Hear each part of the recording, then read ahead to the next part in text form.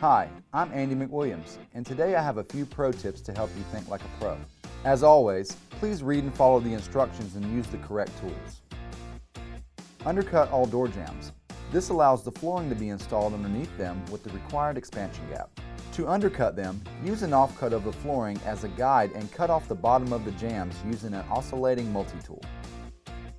To determine where to start an installation, first decide on the preferred direction of the planks.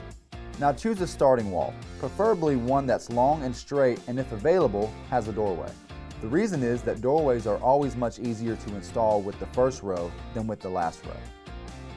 I recommend planning your layout and marking a starting line on the substrate with a chalk line. This line is used as a guide for the first row, which ensures that it is both straight and allows the joints to engage properly. Mirror scribing is a method used as an alternative to measuring and marking every cut along both sides of the room. Simply lay a full plank where required and slide it over so that it perfectly lines up and is on top of the previously installed row. Next, place another plank flush with the wall, covering the gap and edge of the plank being trimmed.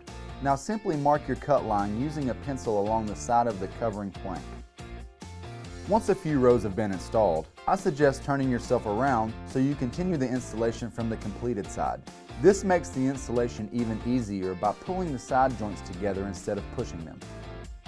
To close any gaps, never directly hit the locking mechanism or use a tapping block, as damage may occur. If required, first engage a scrap piece of flooring and use either a tapping block or a pull bar directly on the scrap piece, then tap to close any gaps. At the walls only, the pull bar can be used directly. I hope that these pro tips have helped. Please check out my other videos for additional how-tos and installation techniques.